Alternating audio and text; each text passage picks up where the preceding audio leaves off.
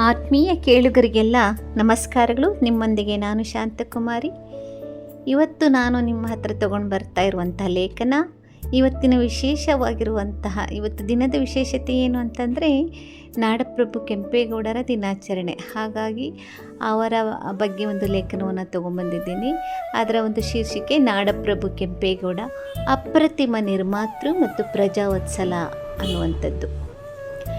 ಬೆಂಗಳೂರು ಇಂದು ಜಾಗತಿಕ ಮಟ್ಟದಲ್ಲಿ ಗುರುತಿಸಿಕೊಂಡಿದೆ ಎಂದರೆ ಅದರ ಮೂಲ ಅಡಿಪಾಯ ಹಾಕಿದವರು ನಾಡಪ್ರಭು ಕೆಂಪೇಗೌಡರು.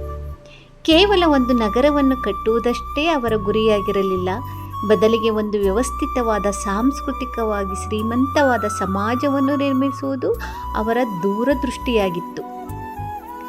ದೂರದೃಷ್ಟಿ ಮತ್ತು ನಿರ್ಮಾಣ ಅಂತ ಅಂದರೆ ಕೆಂಪೇಗೌಡರು ಯಲಹಂಕ ನಾಡಪ್ರಭುಗಳ ಪರಂಪರೆಯಿಂದ ಬಂದವರು. ಮಾಗಡಿ ಮತ್ತು ಬೆಂಗಳೂರು ಪ್ರದೇಶಗಳಲ್ಲಿ ಅವರು ನಿರ್ಮಿಸಿದ ಕೆರೆಗಳು, ಅಗ್ರಹಾರಗಳು ಅವರ ದೂರದೃಷ್ಟಿಗೆ ಸಾಕ್ಷಿಯಾಗಿವೆ. ನಗರದ 4 ದಿಕ್ಕುಗಳಲ್ಲಿ ಕೋಟೆಗಳನ್ನು ಕಟ್ಟಿ ವ್ಯಾಪಾರ ವಹಿವಾಟುಗಳಿಗೆ ದಾರಿ ಮಾಡಿಕೊಟ್ಟರು. ಆಡಳಿತ ಮತ್ತು ಜನಪರ ಕಾಳಜಿಯನ್ನು ತಗೊಂಡ್ರೆ ಅವರು ಕೇವಲ ರಾಜರಾಗಿರಲಿಲ್ಲ, ಪ್ರಜಾಪಾಲಕರಾಗಿದ್ದರು. ರೈತರಿಗೆ ಕೃಷಿ ಮಾಡಲು ಕೆರೆಗಳನ್ನು ನಿರ್ಮಿಸಿಕೊಟ್ಟರು. ಮಾರುಕಟ್ಟೆಗಳಲ್ಲಿ ವ್ಯಾಪಾರಿಗಳಿಗೆ ಸೌಲಭ್ಯಗಳನ್ನು ಕಲ್ಪಿಸಿದರು. ಅವರ ಆಡಳಿತದಲ್ಲಿ ಪ್ರಜೆಗಳು ಸುರಕ್ಷಿತವಾಗಿ ಮತ್ತು ಸ್ವಾವಲಂಬಿಗಳಾಗಿ ಬದುಕುವಂತಾಯಿತು.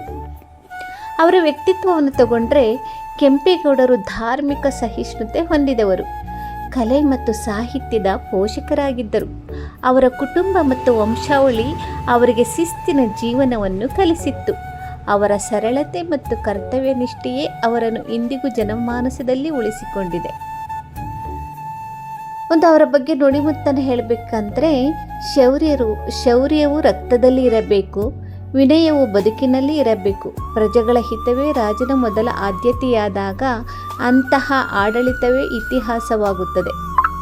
ಕೆಂಪೇಗೌಡರ ಕತ್ತಿ ನ್ಯಾಯಕ್ಕಾಗಿ ಮಿಂಚಿತು, ಅವರ ಮನಸ್ಸು ಪ್ರಜೆಗಳ ಕಲ್ಯಾಣಕ್ಕಾಗಿ ಬೆಳೆಯಿತು.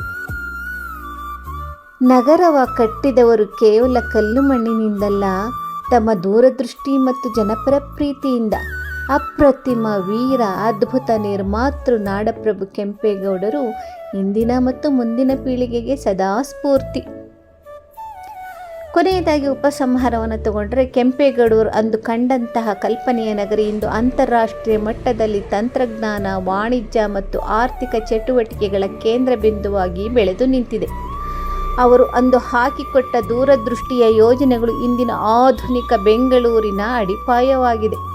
ಇಂದು ಬೆಂಗಳೂರು ಪ್ರಪಂಚದಾದ್ಯಂತ ಗುರುತಿಸಿಕೊಳ್ಳುತ್ತಿದೆ ಎಂದರೆ ಅದರ ಸಂಪೂರ್ಣ ಶ್ರೇಯಸ್ಸು ಆ ಮಹಾನ್ ನಿರ್ಮಾತೃ ಕೆಂಪೇಗೌಡರಿಗೆ ಸಲ್ಲಬೇಕು. ಅವರ ಸಂಕಲ್ಪ ಶಕ್ತಿಯಿಂದ ಅಂದು ಮೊಳಕೆಯೊಡೆದ ನಗರ ಇಂದು ಲಕ್ಷಾಂತರ ಮಂದಿಗೆ ಬದುಕು ನೀಡುವ ಸಿಲಿಕಾನ್ ಸಿಟಿಯಾಗಿ ರಾರಾಜಿಸುತ್ತಿದೆ. ನಮ್ಮ ಬೆಂಗಳೂರಿನ ಈ ಹಿರಿಮೆ ಕೆಂಪೇಗೌಡರ ಆಶೀರ್ವಾದದ ಫಲ. ಇಂತಹ ಮಹಾನ್ ನಿರ್ಮಾತೃವಿಗೆ ನಾಡಪ್ರಭುಗಳಿಗೆ ಸಮಸ್ತ ಕನ್ನಡಿಗರ ಪರವಾಗಿ ನಮ್ಮೆಲ್ಲರ ಹೃದಯಪೂರ್ವಕ ಪ್ರಣಾಮಗಳು ಮತ್ತು ಕೋಟಿ ಕೋಟಿ ಧನ್ಯವಾದಗಳು. ಧನ್ಯವಾದಗಳು ಆತ್ಮೀಯರೇ. ಇಲ್ಲಿಗೆ ನನ್ನ ಲೇಖನವನ್ನು ಮುಗಿಸ್ತಾ ಇದ್ದೇನೆ.